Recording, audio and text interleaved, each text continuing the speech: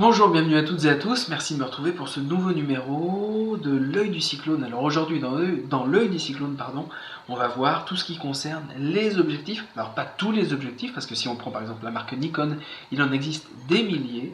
On va prendre juste le panel d'objectifs que j'utilise moi personnellement dans ma collection.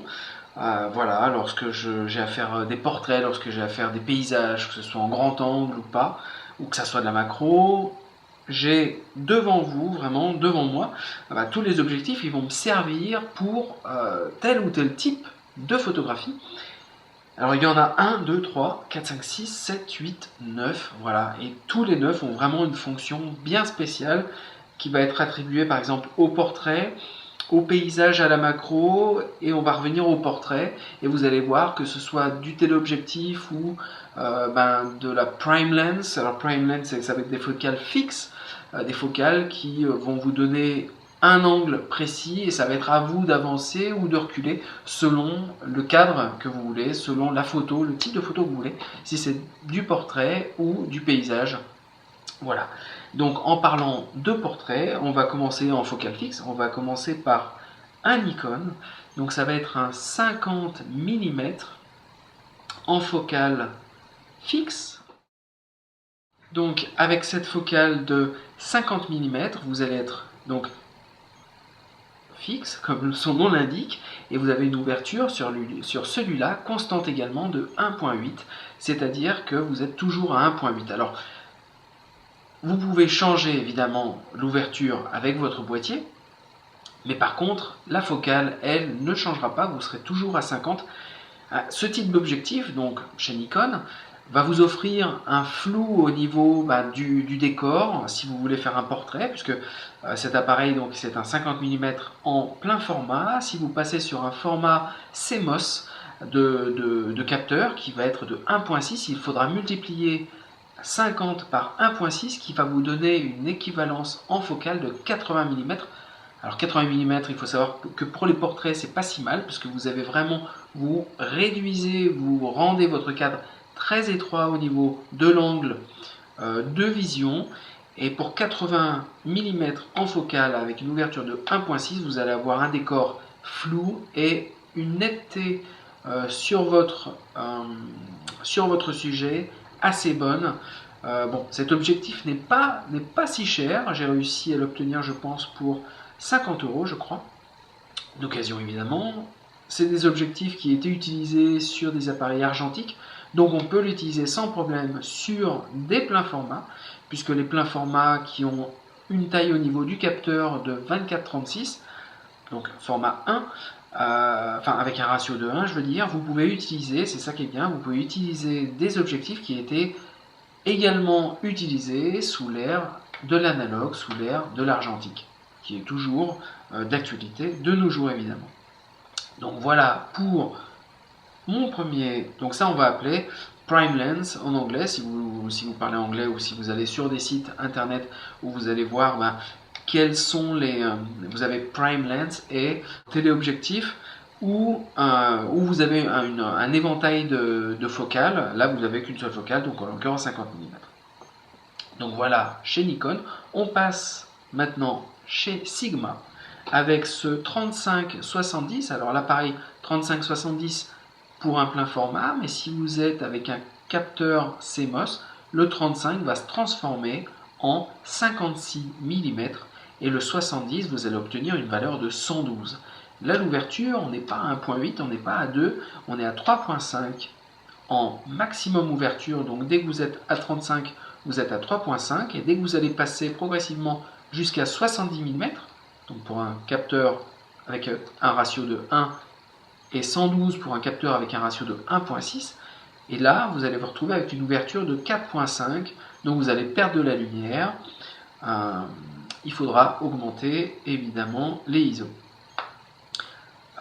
Voilà pour cet objectif. Donc cet objectif est pas mal aussi, surtout pour les portraits. Il n'est pas aussi performant que le Nikon, mais il est pas mal. Si je l'ai pris, c'est pour avoir une sorte de backup, un peu une roue de secours par rapport à mon Nikon. Donc voilà pour le deuxième objectif. Nous allons revenir chez Nikon avec un 28-70. Donc 28-70, Donc je reviens toujours sur le capteur, 28-70 avec un capteur de 1, donc plein format 24-36. Et si vous passez avec un capteur CMOS de 1.6, il faut savoir qu'il y a 3 types de capteurs. Vous avez des capteurs de 1.3, 1.5 et 1.6. Vous allez toujours, suivant le capteur que vous avez sur votre boîtier, le multiplier par rapport à la focale de base et la focale extrême pour connaître quel est en fait l'objectif que vous allez avoir sur votre appareil, puisque 28-70 sur un plein format va être sur un format donc CMOS de capteur de 1.6, 28 va être équivalent à 44 et 70 va être équivalent donc à 112.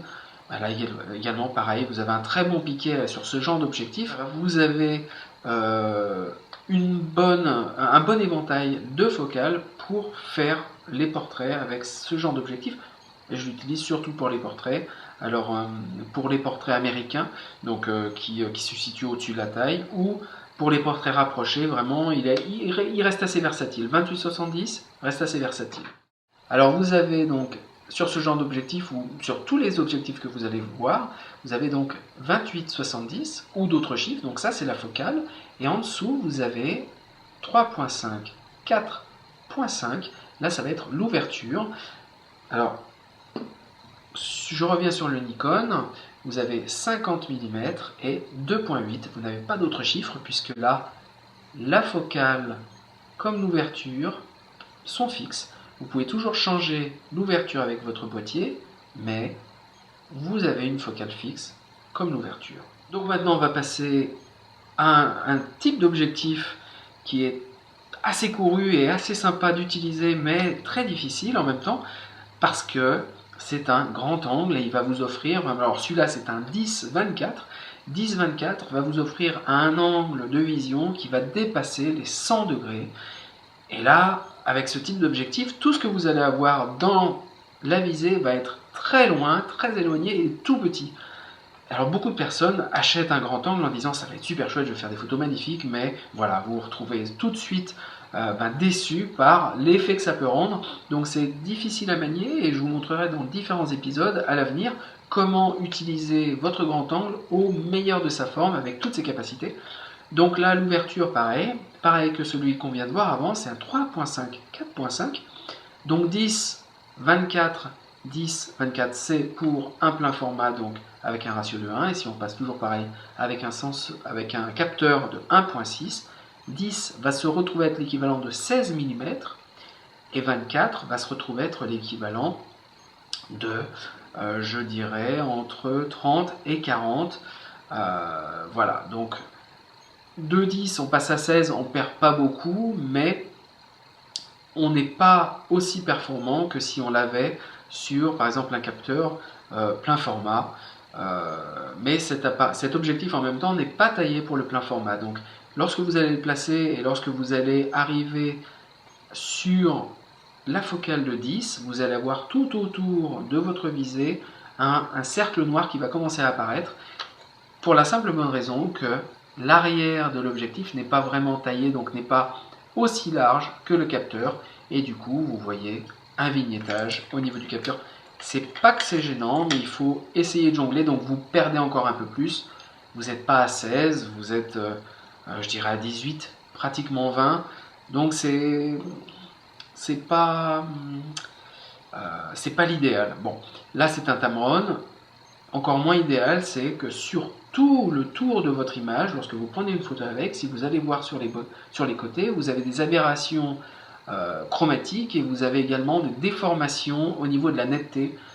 Ce qu'il faut savoir, c'est que sur un capteur, donc je repose l'objectif, sur un capteur, c'est vraiment le centre qui va être le plus performant, là où les pixels vont être les plus actifs, les plus performants, les plus importants au niveau de la résolution de votre image. Dès que vous allez vous écarter du centre de votre capteur, là vous allez commencer à avoir une déperdition au niveau de la netteté et certains pixels vont se retrouver flous. Donc vous allez avoir peut-être 3 pixels sur 6, 6 pixels sur 10 et au fur et à mesure, les pixels commencent à faiblir et dès que vous êtes sur le bord de votre cadre, sur le bord de votre photo, ben là c'est une horreur, vous allez voir, c'est étiré, c'est très moche. Et même vous pouvez voir ça sur certains films, quand vous allez au cinéma, essayez de regarder le bord de l'écran du cinéma, et vous allez voir que l'image se tend et vous avez une qualité médiocre. Donc c'est un bon c'est un bon grand angle, mais si vous voulez vraiment un grand angle, choisissez-le par rapport à votre appareil et n'hésitez pas, mettez de l'argent de côté et ne faites pas la même erreur que j'ai fait, offrez-vous un très bon grand angle et vous allez voir, vos photos seront éblouissantes. Mais on verra dans d'autres épisodes justement comment se servir de cet appareil qui est très très bon. On va passer sur un téléobjectif, donc en 28-300 pour un plein format. Donc pareil, là, si on passe sur 1.6, de 28 on passe à 44 et de 300, là c'est intéressant puisque à quoi va vous servir un téléobjectif? Un téléobjectif va vous servir à aller chercher vraiment, si vous vous baladez dans la rue et vous voyez quelque chose au sommet d'une maison ou au sommet d'un building ou assez loin, vous allez rapprocher tout ce que vous allez voir de loin dans le cadre et vous allez vraiment concentrer votre attention sur un point défini que vous allez choisir dans votre paysage. Et donc de là à 300, vous allez passer à 480 en focale. Avec juste un objectif qui à la base est censé aller à 300, si vous le mettez sur un appareil avec un ratio de 1.6, vous passez à 480, ce qui n'est pas si mal que ça. Le seul point à ne pas oublier, c'est la vitesse d'obturation. Vous ne pourrez pas aller en dessous de 1.500. Voilà. Dès que vous avez la focale, hélas, la vitesse ne peut pas être inférieure à la focale maximale de l'objectif. Donc n'oubliez jamais, si vous êtes avec une focale maximale de 70, donc là vous pouvez aller, mais dès que vous êtes à 70, vous ne pouvez pas aller en dessous de 1,70. Il faut être 1,80 au minimum. Donc là c'est pareil, vous êtes limité, vous êtes bridé. Dès que vous êtes à 480 en focale maximale, pour la vitesse, vous ne pouvez pas aller plus. Donc l'ouverture pour cet appareil c'est 3.6, 6.3, donc 6.3 lorsque vous êtes à 480 et 3.5 lorsque vous êtes à 28, soit 44 pour un format de 1.6 par rapport au capteur. Donc là on était toujours chez Tamron, depuis le grand angle on est resté chez Tamron, on reste toujours chez Tamron avec un 18-200, alors l'appareil 18 en 1.6 on se retrouve avec 28 mm, et 200 ça équivaut à 320, donc là je vais l'ouvrir, voilà. Donc on a un téléobjectif de 320, moi j'utilise vraiment les télés, dès que je prends une photo avec un télé c'est simple, je le prends rarement comme ça, je vais toujours aller chercher mon sujet, c'est pour ça que c'est intéressant, on va occuper tout le cadre. Avec un téléobjectif, on remplit le cadre au maximum, puis d'ailleurs c'est vraiment le conseil que je vous donne avec tous les autres appareils, il faut essayer de remplir le cadre et d'extraire tout ce qui ne va pas aller embellir votre photo du cadre. Il faut vraiment se concentrer sur ce qui vous a intrigué au niveau de votre composition. Donc là, l'ouverture par rapport à ce type d'appareil est 3.5, 6.3, exactement comme celui qu'on a regardé avant. Celui-là, on va dire que tous les téléobjectifs, vous pouvez faire de la macro. Celui-là, vous pouvez faire de la macro. Donc la macro, c'est la photo assez... vous vous rapprochez encore plus de votre sujet. Donc si vous avez une fleur, par exemple, avec une abeille qui se pose sur cette fleur, vous allez pouvoir capturer, vous allez pouvoir isoler cette abeille, isoler ce point bien précis de votre photo. Ça c'est la macrophotographie et pour ça je vous conseille également d'avoir un trépied, sinon vous allez bouger si vous ne respectez pas le ratio vitesse focale maximale. Donc voilà pour le Tamron. On va maintenant revenir chez Nikon avec un 55-200. Alors 55, on passe aux alentours de 90, je dirais, et 200, donc comme je vous l'avais dit, c'était 320. 320 pour cet appareil. Par contre, l'ouverture maximum au démarrage, donc dès qu'on est à 55, est de 4. Et dès que nous allons passer à 200, nous sommes à 5.6. Donc 5.6, ça reste quand même plus lumineux que l'objectif que nous venons de voir qui était à 6.3. Sur cet objectif, ce qui est bien, c'est que vous avez ce signe-là. Et ce signe signifie que vous avez un contrôle de la stabilisation électronique que vous pouvez régler ici, soit sur on, soit sur off. Si vous placez par exemple ce genre d'objectif sur votre appareil photo et votre appareil photo sur un trépied et que vous oubliez d'enlever la stabilisation électronique, votre appareil photo va se dire voilà, je suis sur un plan fixe, votre objectif va dire je suis sur un plan fixe, mais je suis fait pour rétablir le bouger, rétablir les tremblements. Comme il n'y a pas de tremblement, il va toujours essayer de trouver des tremblements et du coup ça va perturber votre photo. C'est pour ça que dès que vous optez pour ce genre d'objectif et que vous le placez sur un trépied avec l'appareil et que vous avez VR et que vous savez que votre objectif est réglé au niveau du tremblement pour éviter justement les secousses et les variations, mettez toujours cette option sur off, ne la laissez jamais sur on. Vous avez également une mise au point automatique ou manuelle. Tout est très bien, n'oubliez jamais le pare-soleil. J'affectionne tout particulièrement cet objectif, très léger par rapport à d'autres qui sont un peu plus lourds. Nikon a fait du bon boulot avec ce DX Nikkor 55-200 au niveau du capteur de 1, sinon faites la multiplication. On va arriver à l'avant-dernier objectif qui est pas le moindre. Là, on est toujours chez Nikon avec une masse, un énorme pare-soleil, un objectif qui est en 28-70. Alors 28-70, ça vous dit quelque chose parce qu'on l'a vu tout à l'heure. Regardez la différence de taille. Pourquoi? Parce que là, on était à 3.5, 4.5 et celui-là, on est à ouverture constante de 2.8.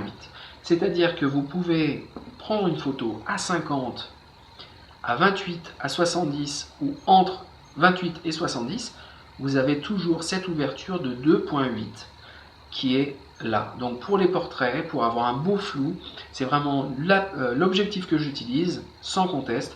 Je pars toujours avec celui-là si j'ai un portrait à faire. J'évite de l'utiliser pour des paysages. Il est surtout performant pour les portraits et il y a une mise au point électronique silencieuse, très rapide. Et vraiment, c'est un petit bijou. J'apprécie vraiment cet objectif. Le seul point faible, c'est son poids, puisqu'il pèse pratiquement 1 kg. Donc si vous le placez sur un appareil qui a déjà lui un poids assez conséquent, les deux, il faut avoir des bras costauds. Bon, moi ça va de ce côté-là, il n'y a pas de souci, mais je vous parlais justement hier ou dans un épisode précédent, au niveau du pare-soleil, regardez la qualité de la lentille de cet objectif. Si vous ne mettez pas votre pare-soleil, vous risquez d'endommager et de trouver la lentille avec une belle rayure. Sur un objectif à ce prix-là, les mouchoirs sont gratuits. Donc là, c'était un Nikon 2870, donc pareil, pour un capteur CMOS de 1.6, vous faites le calcul, et tout de suite, ça vous enlève de la focale, ça vous en rajoute évidemment, puisque de 70, vous passez à 112. Pour les portraits, je vous dis, c'est une très bon objectif. Bien voilà, nous avons vu ensemble le panel d'objectifs que j'utilise, que ce soit du portrait, du paysage ou encore pour la macro, que ce soit en focale fixe ou alors en téléobjectif. Tous ces objectifs-là vraiment me servent et il y en a un que j'ai oublié, alors c'est pas le moins important, je l'utilise pas pour le plein format mais pour la pleine forme, puisque c'est pour monter un Earl Grey noir. Une pointe de lait sera encore meilleure. Je vous dis à très bientôt et n'oubliez pas de vous abonner en cliquant là sur le petit bidule rouge. À bientôt, merci.